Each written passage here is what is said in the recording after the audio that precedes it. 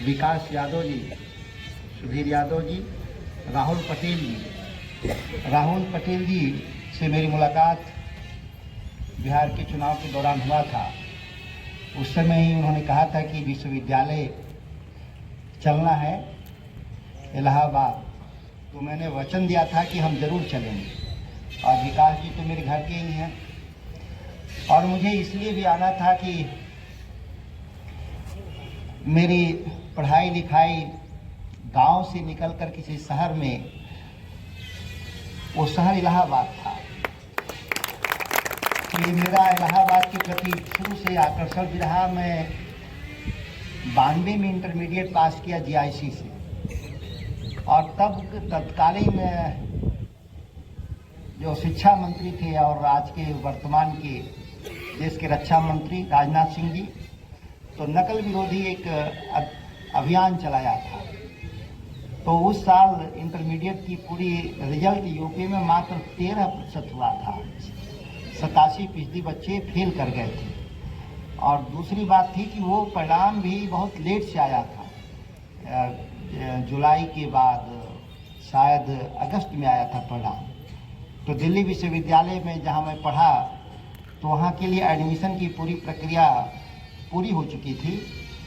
चूँकि मैं एक स्पोर्ट्समैन भी था, खिलाड़ी भी था, उत्तर प्रदेश से हम देश को रिप्रेजेंट करते थे, तो वहाँ पे दिल्ली यूनिवर्सिटी ने मुझे अवसर दिया पढ़ने के लिए। 30 लाख छात्रों में से मैं अकेला दिल्ली यूनिवर्सिटी पढ़ने गया था उस साल। काफ़ी प्रतिभाशाली उत्तर प्रदेश के छात्र होते हैं, लेकिन वो रिजल्ट बहुत लेट आया था। तो उन सौभाग्यशाली लोगों में से रहे जो विपरीत परिस्थितियों में दिल्ली विश्वविद्यालय में जाकर पढ़ने का अवसर भी मिला। मैं विषय पर आना चाहता हूं।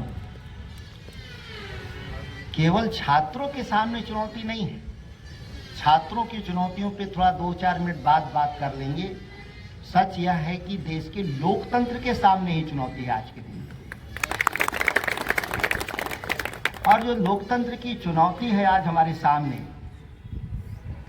फ्रीडम ऑफ स्पीच और फ्रीडम ऑफ एक्सप्रेशन के अलावा लोकतंत्र में और होता भी क्या है? मुझे तो नहीं लगता कि इसके अलावा कोई अंतर भी होता है। कोई भी दुनिया में शासन जो चलता है, बाकी काम तो होता ही है। लेकिन दूसरी शासन प्रणाली और लोकतांत्रिक शासन प्रणाली में केवल फंडामेंटल जो डिफरेंसेज है इसी बात को लेकर है। फ्रीडम ऑफ स्पीच और फ्रीडम ऑफ एक्सप्रेशन के सिवा कोई अंतर नहीं। हम ज़्यादा डिटेल में नहीं जाएंगे, लेकिन भारत के लोकतंत्र को जब हम अपना रहे थे तो उस समय भी एक चुनौती था कि लोकतंत्र का कौन मॉडल हम लाएं। 2 मॉडल था, वेस्टमिनिस्टर और प्रेसिडेंशियल सिस्टम। जो कि आप छात्र हैं इसीलिए थोड़ा मैं एकेडमिक तरीके से बात रख रहा हूँ, वो आपको भी जानना है, बहुत पॉलिटिकल साइंस के छात्र भी होंगे। तो भारत ने तय किया कि हमको वेस्टमिनिस्टर प्रणाली लागू करना है। आप पढ़े भी होंगे। वेस्टमिनिस्टर प्रणाली, जब मैं चुनाव नहीं लड़ रहा था, मैं छात्र था और मुझे उम्मीद था कि मैं एक सामाजिक कार्यकर्ता के तौर पे मैं लोकतांत्रिक प्रणाली में जाऊंगा। तो ये एक ब्रह्म वाक्य मैं हमेशा अपने जेब में रखता हूँ, और ये मेरी जेब में 40 सालों से पुराने मेरा पड़ा हुआ है, मेरे पर्स में। नहीं, लोग ताबीज रखते हैं, कोई कुछ रखते हैं, तो मैं ये लोकतंत्र का ताबीज है जिसको जानना बहुत जरूरी है। वेस्टमिनिस्टर पद्धति जिसे हमने अंगीकार किया के तहत जन नीति या ऐसी कोई भी नीति जिसका जन कल्याण से सीधा संबंध हो, बनाने के लिए 3 बातों का ध्यान रखना अनिवार्य होता है। पहला, क्या ऐसी नीति बनाने के लिए विश्वसनीय एवं स्वतंत्र संस्थाएं और पद्धतियों को विकसित कर ली गई है। दूसरा, क्या ये संस्थाएं ऐसी हैं और जिनके कार्यों, फैसलों या असफलताओं पर मतदाता कभी भी प्रश्न चिन्ह लगा सकता है। और तीसरा, क्या यह सारी प्रक्रिया इस तरह से विकसित की गई हैं जिससे समाज के समझदार तबके की राय को उभारने की अंतर्निहित व्यवस्था है। ये वेस्टमिनिस्टर प्रणाली के जो 3 जो फंडामेंटल्स हैं, क्या हमारे देश में है? क्या हम पूरी कानून बनाने की प्रक्रिया में कहीं हम देखें तो क्या इन प्रक्रियाओं का हम पालन कर रहे हैं? जिस तरीके से संवैधानिक संस्थाओं पे जो हमला हुआ है सरकारों के स्तर पे, वह बेहद चिंतनीय है। और वो हमला किसने किया? जो इसी लोकतांत्रिक प्रक्रिया के जरिए चुन करके देश के संसद में जाने का काम किया, उन लोगों ने हमला किया है। कोई बाहरी ताकतें अगर की होती तो हम उसको चरमपंथी कहते, कोई बाहरी ताकतें हमला करती तो उसको हम नक्सलवादी कहते। लेकिन हमला किसने किया? इन संस्थाओं पे चुने हुए जनप्रतिनिधियों ने। एक तरह से हर डाल पे कालिदास बैठे। नहीं कहते हर शाख पे उल्लू बैठे हैं, यहाँ उल्लू तो मैं नहीं कहूंगा, लेकिन कालिदास बैठे। रास्ता जो अपनाया, मुझे याद है कि मैं यहाँ पे विश्वविद्यालय में रहता था, छात्र तो मैं जीआईसी का था, रहते थे जीएन झा हॉस्टल में बड़े भाई के साथ, और हॉलैंड हॉल भी जाते थे कभी कभी, सभी हॉस्टलों में घूमते थे सीनियर लोग के साथ। चंद्रशेखर जी प्रधानमंत्री थे तब, और प्रधानमंत्री थे, वो आए थे इलाहाबाद में भाषण देने के लिए स्टेडियम में। मुझे याद है जितने छात्र थे उतने हाथ में काले झंडे थे। अगर 10,000 छात्र रहे होंगे तो 10,000 लोगों के हाथ में काले, 1-2 लोगों के हाथ में नहीं होंगे तो होंगे। याद होगा आर.के. वर्मा जी उस समय छात्र थे ही यहाँ के, और बकायदा देश का प्रधानमंत्री। कोई फर्क नहीं पड़ा कि काला झंडा मुझे कौन दिखा रहा है, कोई फर्क नहीं पड़ा। कोई एक पुलिस जेब नहीं तलाशी, एक पुलिस झंडे को नहीं छीनी, और प्रधानमंत्री भी बकायदा जितना उनको अपनी बात को कहना चाहिए था, अपनी बात को रख के। अब 2025 में आते आते 26 है ना, क्या उम्मीद करते हैं कि लोकतंत्र कैसा हमारा क्या बदलाव हुआ है? बकायदा प्रधानमंत्रियों के कार्यक्रमों में जाने से पहले जेब तलाशी होती है बकायदे, और जेब तलाशी में बम गोला तो पकड़ना चाहिए पुलिस को, लेकिन आप काला झंडा लेके घुस जाइएगा प्रधानमंत्री के सभा में, तो आपको तिहाड़ जेल में कितने दिन तक रहिएगा, अनिश्चित काल तक। ऐसा भी कानून बनाया है हम लोगों ने, ट्रिब्यूनल लॉ है, एक एक से कानून हम लोगों ने पार्लियामेंट से बनाया है कि नहीं कानून? जेएनयू के कितने छात्र, दिल्ली यूनिवर्सिटी के कितने प्रोफेसर 5-5 सालों से जेल में। न्यायपालिका तक भी कमजोर हुआ है, ये स्थिति बनी है। सेपरेशन ऑफ पावर जो लोकतंत्र की जो मूल अवधारणा है वो कहीं नहीं दिखाई देता। ऐसा नहीं था। केशवानंद भारती बनाम केरल सरकार में सुप्रीम कोर्ट का सुप्रीम फैसला है कि हम कानून के फंडामेंटल को बदल नहीं सकते, और ये लड़ाई हुई थी लंबा। 13 बेंच का, उस समय 13 जज होते थे, 13 मिलकर सुन रहे थे, और बहुमत से फैसला हुआ था। कोई उसमें भी एक राय नहीं थी, 7 बनाम 6 का फैसला है। वो लॉ के भी स्टूडेंट हैं। ये फंडामेंटल कहाँ है? ये कानून बन रहे थे, और कानून बनने में कौन ऐसा कानून बना इस देश में, पार्लियामेंट बनाया जिसको सुप्रीम कोर्ट गो अहेड कहा, उसको रोकने का प्रयास नहीं किया। 5 साल कैसे आप बिना सुनवाई का जेल में रख सकते हैं? तो इस तरह से तो आप कभी सुनवाई पूरा नहीं करेंगे। इसीलिए लोकतंत्र के सामने चुनौती आज के दिन। अब उसके भुक्तभोगी छात्र भी हैं, उसके भुक्तभोगी प्रोफेसर भी हैं, उसके भुक्तभोगी किसान भी हैं, नौजवान भी हैं, गरीब आदमी जो हाशिए पर लोग हैं, वो सभी भुक्तभोगी हैं। अलग अलग ये लड़ाई अगर लड़ते हैं हम, तो हम कभी कामयाब नहीं होंगे। आपने देखा होगा कि आमदनी से गुरु का भी खर्च चलता था, और वहां छात्रों का भी खर्च चलता था। घर से लाना प्रतिबंधित था, पैसा रुपया घर से लाना प्रतिबंधित था, और राजा से भी पैसा नहीं लेना, मतलब उस समय स्टेट जो भी था उससे पैसा नहीं लेना, क्योंकि स्वायत्तता प्रभावित होगी। तीसरा बात उन्होंने कहा था कि शिक्षक राजभवन में नहीं जाएगा पढ़ाने के लिए राजकुमार को, छात्र राजभवन से निकल कर आएगा शिक्षा ग्रहण करने के लिए। ये भी स्वायत्तता से जुड़ा सवाल है। जानते थे कि शिक्षक जाएगा राजभवन में तो प्रभावित होगा, वो उसको नैतिक ज्ञान नहीं दे पाएगा उस छात्र को जो देना चाहिए। अब कोई ज्ञान बिना नैतिकता का क्या अर्थ रखता है? एक से एक लोग हैं विद्वान लोग, जो बड़े बड़े नक्सली, आतंकवादी, बहुत सारे लोग हैं जो स्टेट से लड़ते हैं, वो ज्ञानवान लोग हैं। आप उनको कहेंगे कि पुलिस पकड़ती है तो कहती है वहाँ साहित्य पकड़ा जाता है। बंदूक से ज्यादा चर्चा किस बात की होती है कि वहाँ कई तरह के साहित्य, कम्युनिस्ट साहित्य पकड़ा गया या कुछ भी। जो आरोप लगा, और बकायदा उसको जब्ती सूची में दिया जाता है, उसकी किताबें जो होती हैं उसको दिखाया जाता है। इसलिए मैंने कहा कि जो ज्ञान की जो बुनियादी सवाल है, जो विश्वविद्यालय महाविद्यालयों की जो बुनियादी सवाल है, वह छिन्न भिन्न हो रहा है। हम राज्य व्यवस्था पे ज्यादा आश्रित हैं, इसीलिए हमारी स्वतंत्रता बाधित की जा रही है। इसीलिए कभी कभी फीस उसको लेकर के थोड़ा विश्वविद्यालय बढ़ाता है तो छात्र हंगामा करते हैं। और मैं इसलिए कहता हूं कि अगर ऐसा आप करते हैं तो आप मानिए कि अपने भविष्य पर कुठारघात कर रहे हैं। सरकार के यहाँ ज्यादा पैसे के लिए आप विश्वविद्यालय को दबाव बना रहे हैं, और जब भी विश्वविद्यालय जाएगा तो शर्तें लेकर आएगा। सरकार जब भी पैसा देती है उस शर्तों के साथ पैसा देती। कोई सरकार, कोई डेवलपमेंट का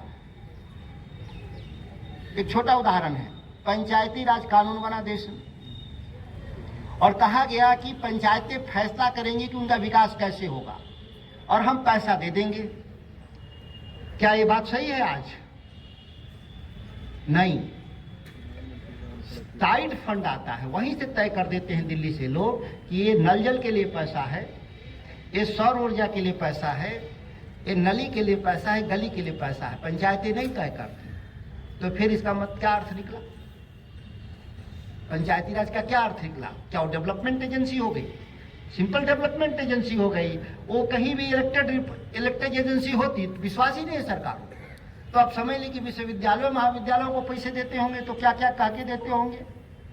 बहुत सारे उसके नियम कानून बना दिए जाते हैं। इसलिए स्वायत्तता विश्वविद्यालयों की इसलिए समाप्त किया जा रहा है कि लोकतंत्र को कमजोर किया जाए। छात्रों को पढ़ने नहीं दिया जाएगा। छात्रों को सिलेबस, उसके शिक्षक, उसकी व्यवस्थाएं नेस्तनाबूद की जा रही है नई शिक्षा नीति के जरिए। और कई अवसरों पे कई विश्वविद्यालयों में हमेशा मुझे जाने का मौका मिलता है कि काल्पनिक सवाल पे आप लोग ज्यादा लड़ रहे हैं। काल्पनिक सवालों पे आप देखिए सोशल मीडिया भरा पड़ा है। हम दंग रहते हैं कि आप तो कम से कम व्यवहार पढ़े लिखे जैसा करिए। इसमें से ज्यादातर के ग्रामीण पृष्ठभूमि से लोग आए हुए लोग हैं। ग्रामीण पृष्ठभूमि से मैं अगर हाथ न उठवाऊं तो 75% लोग जो बैठे हैं वो ग्रामीण पृष्ठभूमि से आए हैं। और आपको फंड कौन देता है पढ़ने का? आपका गांव से पैसा आता है, मेरे पिता देते हैं तो ग्रामीण ही हुए। और किसानों के साथ जब भी जुल्म हुआ, उनके सोशल मीडिया प्लेटफॉर्म पे चले ये छात्र का जिसके पिता उसकी व्यवस्था पीड़ित है, एक लाइन लिखा हो। हम दंग रहते हैं कि जो पैसा देता है, कहा जाता है जिसका आदमी खाता है उसका गाता है। आप तो वो भी नहीं गाते, और खाते बाप का है, किसान का है, लेकिन उसका गाना तो नहीं गाते आप। वो भी छोड़ दीजिए, अपनी समस्या कहां लिखते हैं उस पे। अगर केवल सोशल जस्टिस का छोटा सा हिस्सा छोड़ दे तो इसके सिवा कुछ भी नहीं आप कहते। एक जरूरी व्यवस्था में परिवर्तन है कि सोशल जस्टिस पर जब भी कोई हमला होता है तो आप सक्रिय रहते हैं, इसमें वो हम लोग को दिखाई देता है। लेकिन उस सवाल के अलावा सभी चीज गौण है आपके जीवन में, सभी छात्रों के लिए। आप जोड़िए, आप जब तक जुड़िएगा नहीं लोगों की पीड़ाओं से, आम लोगों की पीड़ाओं से। लोकतंत्र क्यों हमने अपनाया? क्यों? हाशिए के समाज के लिए लोकतंत्र अपनाया। राजाओं का राज बहुत बुरा नहीं था, अंग्रेजों का राज भी कौन बुरा था? आज भी उसके स्ट्रक्चर दिखाई देते हैं। हमको लगता है हॉस्टल उसी जमाने का है। बिल्कुल सर। अपने जमाने का होता तो ढह गया होता। माने आफ्टर इंडिपेंडेंस हमको लगता है कि बिल्डिंग कहीं बन रहा है तो ढह जाता है। तो इससे जाहिर है कि अंग्रेज अच्छा काम करते थे। लेकिन क्यों हम उसके विरोध में थे? क्योंकि वो स्वशासन के लिए लड़ाई लड़ी, सुशासन के लिए लड़ाई नहीं लड़ी। आज तो छात्र ये भी नहीं समझते कि सुशासन और स्वशासन में अंतर भी होता है। हमको सुराज चाहिए भी नहीं, स्वयं का राज चाहिए, स्वशासन चाहिए। ये लड़ाई थी लोकतंत्र की बुनियाद। तो ये राज कैसा होगा? राज तो चाहिए, राज मिल भी गया, लेकिन कैसा बेहतर राज होगा ये हमको तय करना है। हमारा मॉडल ब्रिटिश मॉडल नहीं चलेगा, या हमारा कोई नकल का नहीं चलेगा मॉडल, या हमारा गांधी का मॉडल चलेगा इस देश में। महात्मा गांधी की आज शहादत दिवस भी है। उनकी हत्या एक बार हुई थी, अपराधियों ने हत्याएं की थी, वैचारिक तौर के अपराधी। आज तो गांधी जी की रोज हत्याएं हम लोग करते हैं, उनके विचारों की हत्या करते हैं, राजनीतिक दल उनके विचारों की हत्या करते हैं, उनके नाम पर पार्टी चलाते हैं और गांधी के ही खिलाफ काम करते हैं। नाथूराम गोडसे जब हत्या कर देते हैं महात्मा गांधी का, तो हिंदू महासभा से वो जुड़े हुए शायद थे। शायद इसलिए मैंने कहा कि संघ कोई लिखित दस्तावेज नहीं रखता, इसीलिए बड़ा चालाकी से वो बच निकलते हैं, गुनाहगारों से कह देते हैं तो हमसे कोई से परिचय नहीं था। आज भी लोग कहते हैं संघ दो, दिखाओ अपना रजिस्ट्रेशन, संघ का संविधान दिखाओ। ना रजिस्ट्रेशन है, संविधान है, क्या आप उसको जज करेंगे उस संगठन के बारे में? इतना बड़ा संगठन इस देश में चलता है बिना संविधान का, ना रजिस्ट्रेशन, ना उनके। तो हिंदू महासभा से शायद वो जुड़े हुए थे गोडसे साहब, गांधी जी की हत्या कर दिए। तो संघ वाले तो समझ गए कि इस देश में इस पार्टी को लोग वोट नहीं देगा, इसीलिए जनसंघ बना लिया। जब हिंदू महासभा था तो फिर जनसंघ क्यों बना? जाहिर सी बात है कि लोगों के आंख में धूल झोंकने के लिए एक नई पार्टी की स्थापना। लेकिन जब उसके पार्टी के संविधान को लोगों ने देखा देश का, तो लोगों कहा कि ये पार्टी देश में नहीं चलेगी, यही हिंदू महासभा वाला इसमें आकर के बैठा हुआ है। सब जितने उसके आइडियोलॉग थे हिंदू महासभा के, संघ के, वो तो वही जनसंघ चला रहे। ये जनसंघ भी पनप नहीं पा रहा था। 77 में मर्ज कर गए जनता पार्टी में, 80 में फिर नई पार्टी बनी। तो जनसंघ क्यों नहीं आगे गया? फिर डिसकंटिन्यू करते हैं इतिहास में लोग, सातिर लोग। पहले हिंदू महासभा से अपना अलाइनमेंट खत्म करते हैं, फिर जनसंघ से अपना अलाइनमेंट खत्म करते हैं, डिसकंटिन्यू करते हैं अपने पॉलिटिकल पार्टी के रूप में, और भारतीय जनता पार्टी बनाते हैं। और उसके पंचनिष्ठाओं में क्या लिखते हैं कि भारत का निर्माण हम गांधीवादी और समाजवादी तरीके से करेंगे। आप कभी भारतीय जनता पार्टी का इतिहास पढ़े हैं? नहीं पढ़िए। सभी विचारधाराओं को पढ़ना चाहिए आपको। में भारत तो कोई देश था नहीं, छोटे छोटे अलग अलग राजा होते थे। तो उन्होंने कहा स्थापित किया विद्यालय को किसी भी राजा के अधिकार क्षेत्र के बाहर जाकर के, तो बंद था, जंगल था उस जमाने में, उन्होंने खोला, जो अब संभव नहीं है, क्योंकि दुनिया का सभी भूभाग कहीं न कहीं किसी न किसी राष्ट्र का हिस्सा है, वो साधारण काम नहीं है। दूसरा बुनियादी उन्होंने बात कहा था, उन्होंने 3 फंडामेंटल बात कहा था, 3 बुनियादी सवाल।